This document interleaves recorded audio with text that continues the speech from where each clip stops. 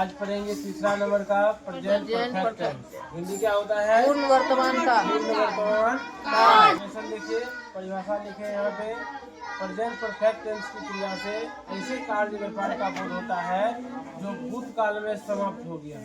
क्या लिखे हैं? भूतकाल में समाप्त हो गया, परंतु उसका प्रभाव या संबंध वर्तमान समय से है। कार्य जो है भूतकाल में ही समाप्त हो गया है, लेकिन उसका प्रभाव अभी जारी है या बाकी है। जैसे एग्जाम्पल में लिखे हैं, मैं खा चुका हूँ। आप लोग ये बात कब कहिएगा मैं खा चुका हूँ? जब आपको खाने का ऑफर दे, कहिएगा आप नहीं खा पाएंगे, क्योंकि पेट तो भरा हुआ है ना। पेट भरने का अर्थ ही हुआ उसका प्रभाव अभी तक है। ओके, नेक्स्ट देखो, राधा नाच चुकी है। अब फिर राधा को नाचने के लिए बोलेगा, कहेगा नहीं मैं थक चुका हूँ, अब नहीं नाचूंगी। ओके, तो यही उसका प्रभाव है जो वो थक चुकी है, बहुत नाची है। वे लोग जा चुके हैं, अब उस लोग को खोजने जाएंगे तो वहाँ मिलेगा ही नहीं, क्योंकि उसका प्रभाव है जो वो लोग जा चुके हैं। क्लियर है? अब नेक्स्ट देखेंगे बनावट। ये जो तीनों वाक्य लिखे हैं इसको इंग्लिश में ट्रांसलेट कैसे करेंगे, इसके लिए पढ़ेंगे बनावट स्ट्रक्चर। दिक्कत या इससे पहले भी पहचान चिन्ह देख लेते हैं। आइडेंटिफिकेशन। ऐसे हिंदी वाक्य के क्रिया के अंत में देखो क्या है यहाँ पे, अंत में चुका है, चुकी है, चुके हैं,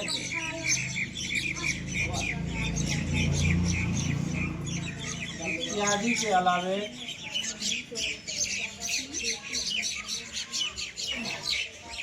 या है, है, ये है भी लगा रहता है। किसी भी हिंदी वाक्य की क्रिया के अंत में आपको चुका है, चुकी है, चुके हैं इत्यादि के अलावे या है, ये है मिल जाए तो समझ जाइएगा वो कौन सा वाक्य है, प्रेजेंट परफेक्ट टेंस है। क्लियर? आइडेंटिफिकेशन हो गया। इसका बनावट, इसके उदाहरण में आप सेम वाक्य को बनावट देखिए। पहले क्या है देखो, यहाँ पे चुका है, वह जा चुका है, लास्ट में मिला चुका है। इसके बाद क्या है, चुकी है। इसके बाद लिखिए गीता पढ़ चुकी है, गीता लास्ट में मिला चुकी है। अब क्या चाहिए, चुके हैं। हम लोग खा चुके हैं, लास्ट में क्या मिला, चुके हैं। अब क्या चाहिए, या है, वह आया है, वह आया है, लास्ट में आया या है। राधा गई है, राधा पटना गई है, लास्ट में देखो क्या मिला, ई है। वे लोग विद्यालय गए हैं, यहाँ पर भी देखिए ये। तो पहचान चिन्ह को अगर याद कर लेंगे तो उससे स्पष्ट पता चल जाएगा ये किस टेंस में है। यहाँ तक क्लियर है? अब देखेंगे इसको बनाना कैसे। बनाने के लिए अब बनावट चाहिए। क्या चाहिए? स्ट्रक्चर चाहिए। तो पहले हम बना देते हैं, फिर स्ट्रक्चर को देख लेंगे। यहाँ मैं खा चुका हूँ, क्या बनेगा, आई हैव रीड। क्या बना सर? मैं खा चुका हूँ, रीड जी, जो कि भीतरी रीड ही होता है, रीड का। लेकिन मैं खा चुका हूँ। वो खा चुका हूँ है, इसका वर्ड तो बोलिएगा कम से कम। क्या हो जाएगा यहाँ पे, खाना का इंग्लिश क्या होता है, ईट का भीतरी बताओ, का पढ़ना ही है। तो क्या, मैं खा चुका हूँ, आई हैव ईटन। राधा नाच चुकी है, क्या बनेगा, राधा के साथ हैज लगा है, राधा हैज डांस्ड। वे लोग जा चुके हैं, they have gone। किधर है यहाँ तक? जी सर। अब वह जा चुका है, he has gone। गीता पढ़ चुकी है, गीता हैज रीड। हम लोग खा चुके हैं, हम लोग का क्या होगा, वे के साथ हैव लगेगा, वी हैव ईटन। क्लियर है? वह आया है, वह आया है, he has come। Radha Patna गई है, जी सर। राधा पटना गई है, बनाइए क्या बनेगा, Radha Patna Radha has Patna gone to Patna. वे लोग विद्यालय गए हैं, दे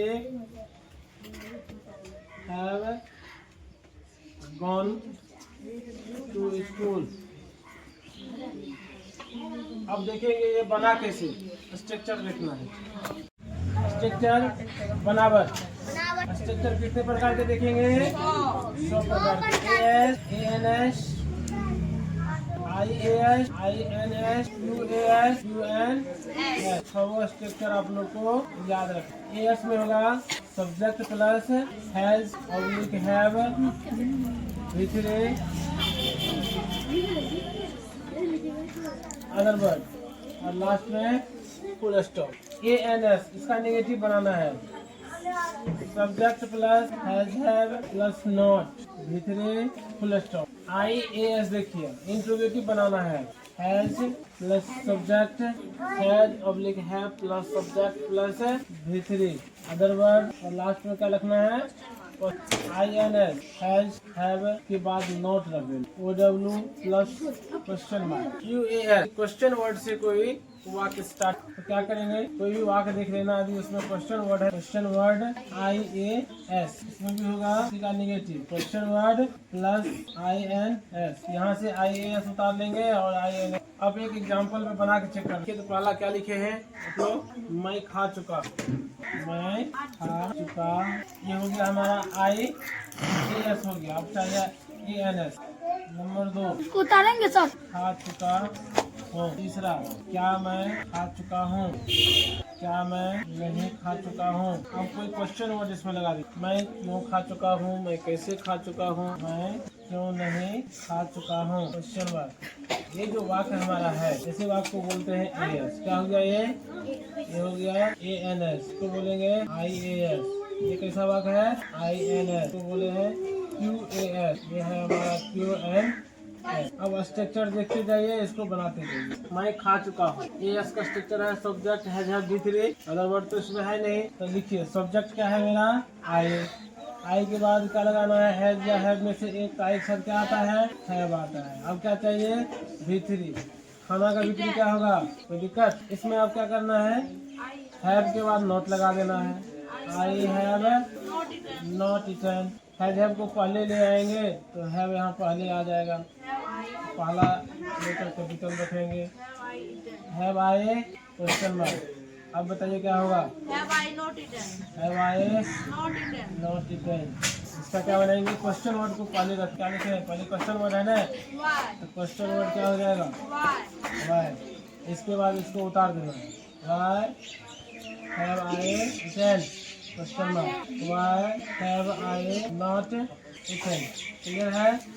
अब इसी में देखिए क्या करना है, अब क्या देखना है, use of has oblique have. अब यहाँ देखना है हैज और हैव कैसे लगा है। आप लोग याद रखिए, आई ऑलवेज हैव रखता है, क्या रखता है, हैव। और सिंगुलर सब्जेक्ट रहेगा, सिंगुलर सब्जेक्ट जब आ जाए तो इसके लिए हैव लिखना है। सिंगल सब्जेक्ट के लिए क्या रखेंगे, हैव रखेंगे। यहाँ तक कोई doubt, No sir. Singular subject के लिए है जाएगा, प्लूरल सब्जेक्ट के लिए हैव। और आई एक्सेप्शन है जो अपने साथ क्या रखता है, प्लूरल वर्ब। तो प्लूरल वर्ब हमारा हैव है, इसको याद ही कर लेंगे। आई के साथ क्या होगा,